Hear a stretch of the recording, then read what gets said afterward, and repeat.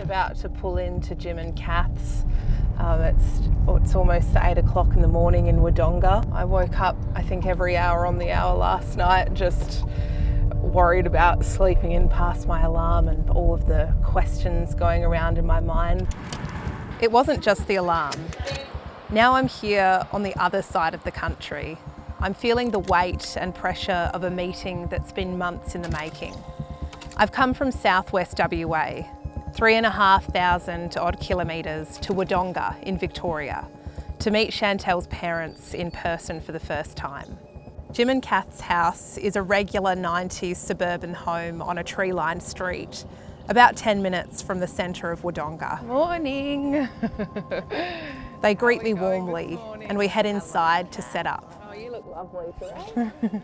Oh, what a beautiful home. Straight away, I notice the many family photos lining the walls. Smiling faces that are evidence of regular lives which have been thrown into a very irregular situation. Jim with his silvery white hair and cheeky grin, and Kath with her grey highlights and neat style. Could be anyone's parents of a certain age. But sitting down to interview them about their missing daughter and granddaughter, I'm feeling the heaviness of what I'm asking. I'm Dominique Bayens, and this is episode 3, Down the Rabbit Hole.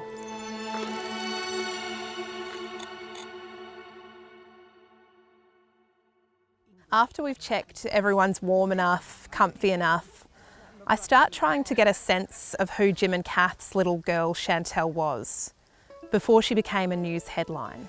Jim describes Chantel to me as his shining light, and I can see that when he talks about her. He's got a proud smile and a twinkle in his eye. I mean, she'd tell her own jokes and laugh before she finished telling you the joke. She was just hilarious. Jim and Kath call her Shandy. She was the youngest of 3 children.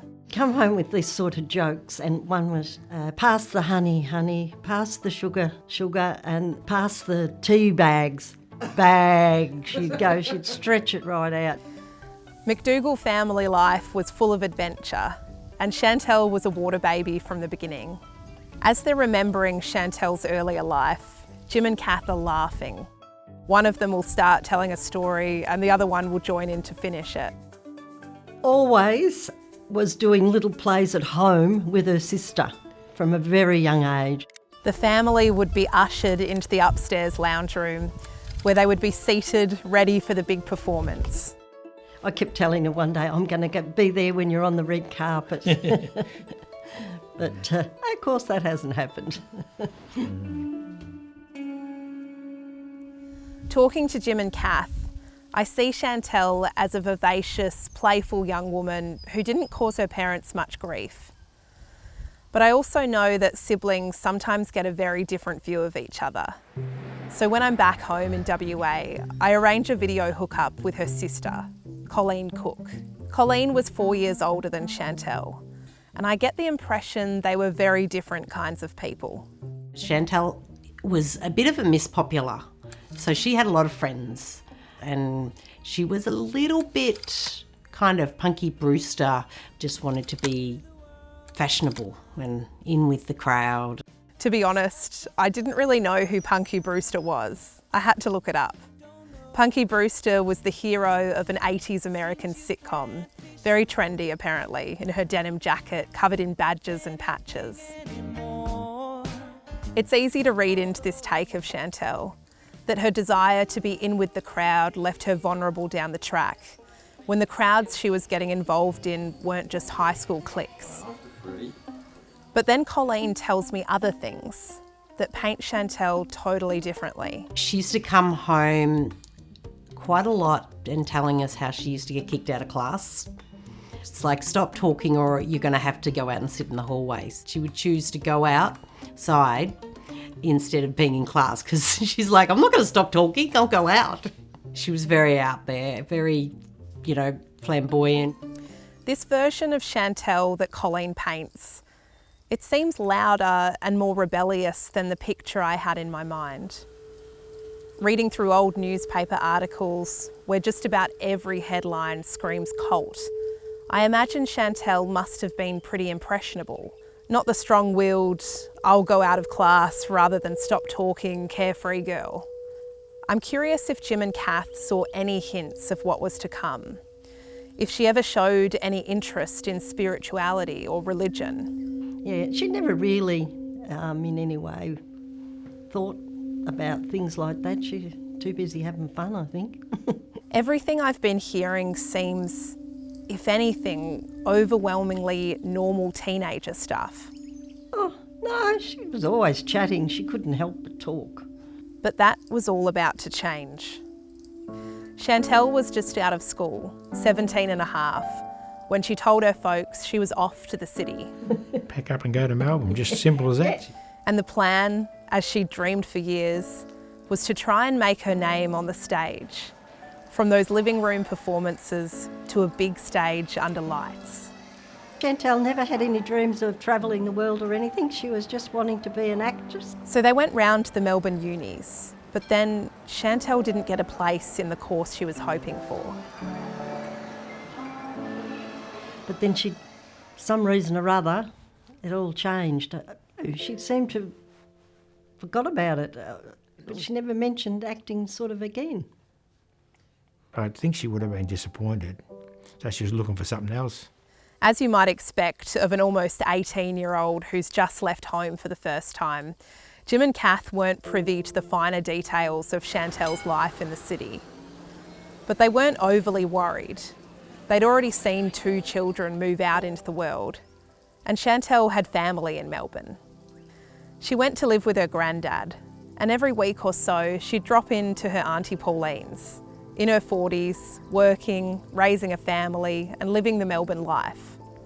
Chantel would just hang out there sometimes. She had her hair in a bob, just under her ears. And the thing about Chantel was her smile. Her face just lit up when she smiled, and everybody felt that she was slim and energetic. Pauline Taylor was at a busy time of life, but she was also into meditating, and she'd frequently head to the local ashram to slow down and take a moment from the busyness of life. So they were, just friendly people who just were looking for some peace. Pauline was saving for the great Australian dream, to buy her own home. In the meantime, she was renting an older house. This is where Chantel would come over for dinner or to hang out. She put up an ad on the ashram notice board for a housemate for the spare room for a little extra cash. It's such a small, insignificant action, the sort of thing any of us would do without giving a moment's thought. But she would do anything to go back in time and take it down. Yeah, okay. This is where I have to take a deep breath here with stuff, because, yeah. I'll just have another drink. Oh, I'll probably move that chair, sorry.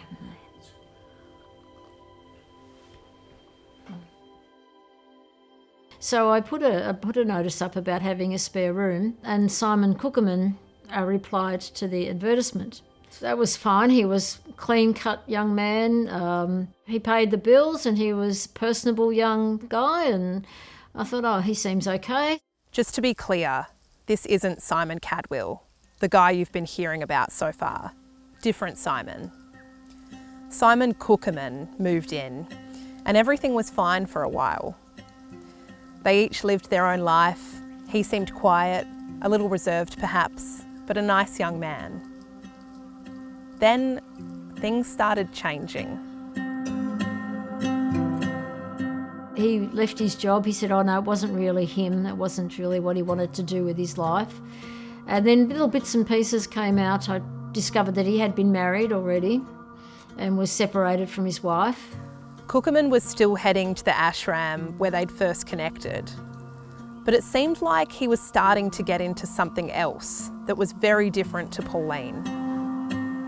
He started bringing home these books. He asked me what I thought of them. So I'm a science-trained person, even though I'm interested in meditation and all those kind of aspects of being, so I always analyse things. Pauline read some of the books Cookerman was offering her, and she was not impressed. Because they were outlandish and presenting various ideas as if they were reality. I said to Simon, that's why I didn't like it. I didn't think that anyone could claim to know all this stuff. Hey, nobody's got the answer as far as spiritual issues are concerned. The book Pauline flicked through seemed to be talking about planes of existence, a truth. And I didn't read any more of it. It was just garbage as far as I was concerned. It was gobbledygook. Somebody had sat there, maybe they'd been tripping out one day on LSD and wrote this stuff and that was what had come out of their brain. So I wasn't interested. I said, what do you think about them? And his response was, and I can remember it to this day, he said, it sounds right to me. And I thought, doesn't sound right to me. Then one day she came home from work and what she saw threw her. I came into the room and Simon had his arm around Chantel's waist. They were looking at something on the desk, and as soon as I walked into the room, they quickly separated. I had no idea that Simon had taken a liking to Chantel or vice versa. I really had no idea, so I got a shock. Cookerman was several years older than Chantel. Now unemployed, his reading matter was eccentric. She spoke to him about it, and as far as Pauline knew, that was the end of it. These odd moments were just scattered through life. Pauline was as busy as ever, Chantel still popping in and out to catch up with the family. A couple of months later, Pauline bought a house, and she and Cookerman went their separate ways. The next thing she knew, Chantel had picked up a job nannying. I knew that Simon Cookerman had introduced Chantel to the person who she was babysitting for, a couple who had a child. I'll regret it till the day I die. And then her life took a different track altogether.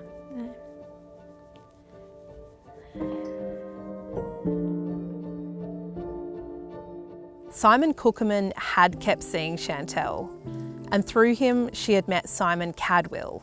I know, too many Simons. Simon Cadwill, the one who would end up fathering her child, the one she would go missing with 10 years later. Intellectually, in your mind you might know that you're just one link in a chain of events that happened, and you have to say that to yourself. It's like the butterfly effect. And although you can think that intellectually in your mind, emotionally it doesn't help.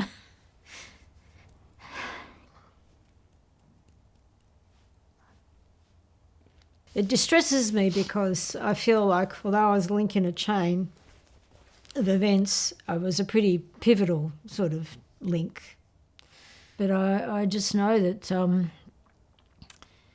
putting that notice up in the ashram was a pivotal moment, obviously.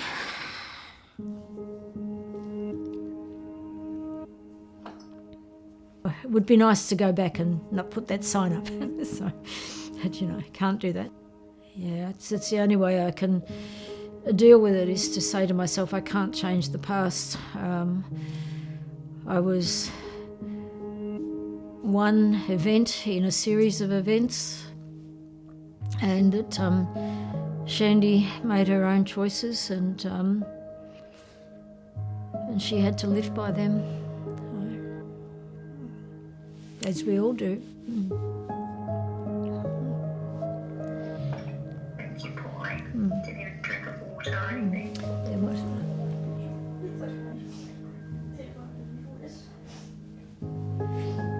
We're just going to take a little break.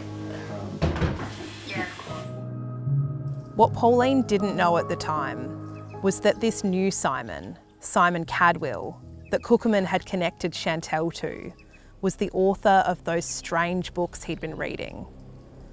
And Chantel was about to fall down the rabbit hole.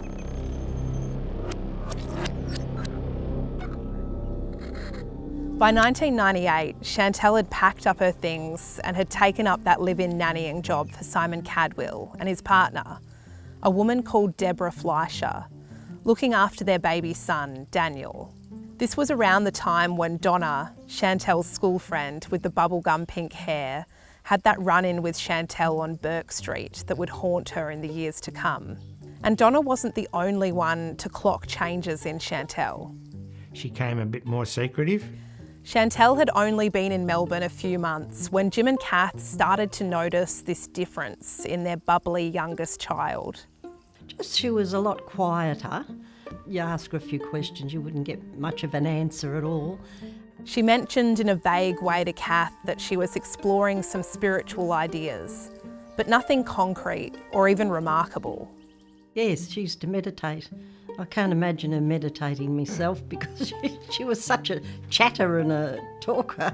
I don't think she could keep her mouth closed. I got the feeling that she thought it's because that's what they do. Here she was, her acting dream fallen by the wayside, nannying for this couple Jim and Kath had never laid eyes on.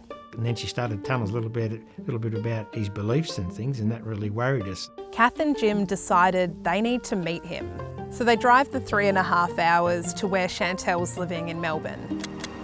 It was hard to find. It was like down a little tiny mountain track, and it was off the edge of the road. You couldn't even drive into the property. It was a real secluded, hidden away place, which was pretty hard to get to.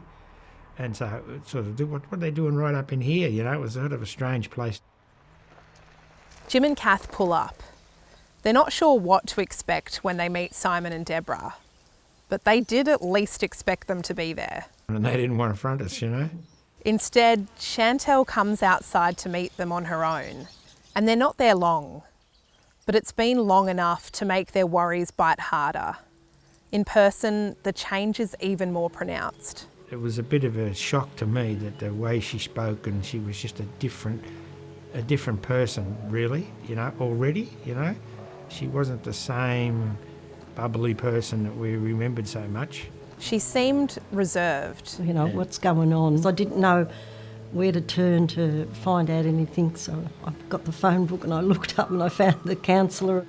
Kath tells him what she knows and what she fears and about the gnawing worry. Said, you know, keep communicating, and that's what I tried to do all the time. Kath started holding back. If she hit a wall when she asked a question, she backed off. I could say I was afraid to question her too much or do anything because I didn't want her to not talk to me again. So even at that point it felt like if you stepped over a line that she could close up. Yeah. I always felt that all the time after that she'd moved to Melbourne. Jim and Kath describe it as being in no man's land, trying to work out what's going on, but totally in the dark. All the while, Chantel, not quite 18, and living in the house of a man with strange beliefs, 18 years her senior.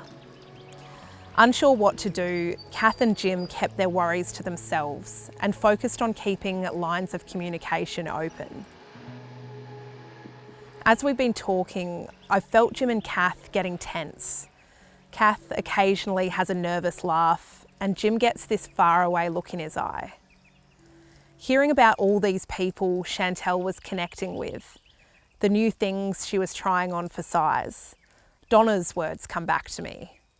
How everyone at that age has their own brand of trying to find yourself, and she thought this was just Chantel's.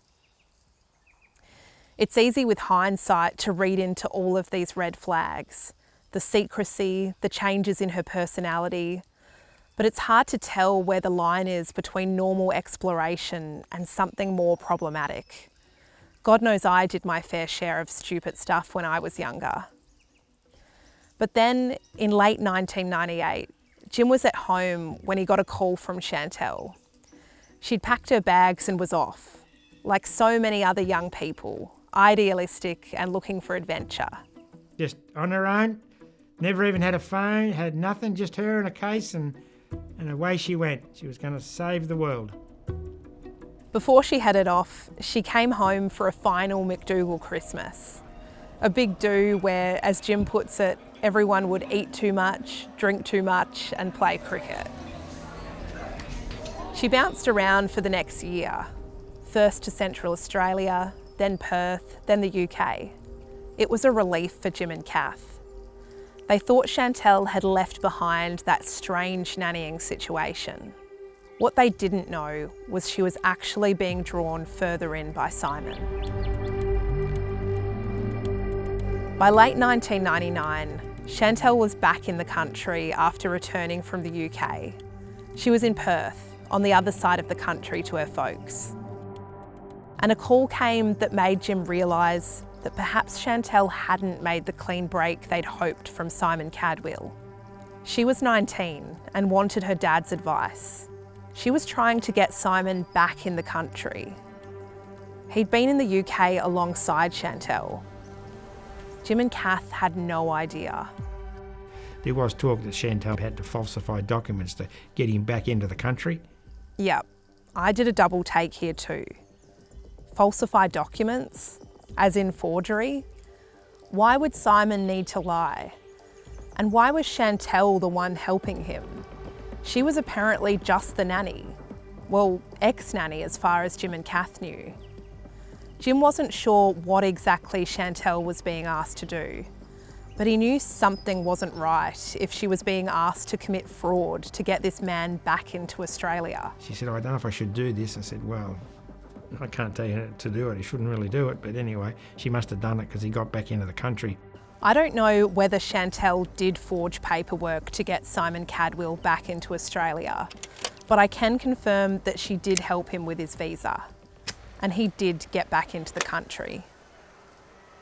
Simon moved in with Chantel, Deborah Fleischer, and their now 3-year-old son Daniel, along with a woman called Justine. He had Chantel in one bedroom and Deb in another bedroom and Justine in another bedroom and poor old Tony popping out in the tent in the backyard. It's the year 2000 and there are 3 women all in different bedrooms. Chantel, the mum she's apparently still nannying for after all, and this new woman, Justine Smith. Justine Smith had connected with them through a spiritual group and over a few years became one of their inner circle, travelling and living with Simon, just like Chantel. And a couple of years later, Tony Poppich, who would eventually disappear along with Chantel, Leela and Simon, would turn up after Deborah Fleischer left. He'd been living a nomadic lifestyle and being drawn into the same spiritual teachings as the others. I can see why Jim and Kath were worried. Then in early 2001 came another call, one that would make it a whole lot harder to get Chantel away. Oh, she rang up and said, I'm having a baby, just like that. And I was quite taken back for a minute. It takes a moment for Kath to digest what she's just heard. But then I was excited. A grandchild. Chantel was 20. Kath hangs up and calls out to Jim. Kath would have told me probably 10 seconds after she put the phone down. I didn't know that the relationship, I was sort of, who's the father sort of thing, what the first thing your dad said, I'm going to go and kill him, I should have. It's a lot to take in. Chantel's pregnant to a man they didn't even realise she was in a relationship with, who's her employer and is 18 years older with some strange beliefs, who they have still never met. Whatever they think about this man, it looks like he and Chantel are about to become permanently linked. It's October 2001, a warm, sunny spring day, and Kath gets off a plane. It's her first time in Perth, and she's not packed light. I'd come over with my case full of all these things, clothes and things I'd made, and I brought them all over in my case. The case was that heavy I could barely lift it. 6 weeks ago, Chantel gave birth to a little baby girl, Leela, and Kath's there to meet her. Chantel came up and got me. Yeah, we went down to the house and then I got a cuddle and it was just lovely. It was just, it makes me feel all warm and fuzzy thinking about it. Kath was smitten with Leela. And how did Chantel seem at that time? Quite excited about it, but I think like all new mums, a bit daunted by it all. And she was also looking after Daniel again at the same time. Listening to Kath, I feel like I could be hearing any doting grandma talk about meeting their grandchild for the first time. I have to remind myself just how unusual this situation was that Kath was walking into. Chantel has just given birth to the child of a man she'd been nannying for and was in fact still caring for his other child to another woman. Deborah Fleischer wasn't around anymore. She'd packed up and left, a short time after Simon returned from the UK and was having relationships with all 3 women in that Floriette house. She came back for Daniel in about 6 months. Then, of course, Chantel got pregnant and Leela arrived. Justine Smith was still in the house, Tony soon to pitch his tent out the back. And at the centre of this web, Simon Cadwell. I really wanted to speak with these other women, but they've been really hard to find, and at least one of them doesn't want to talk.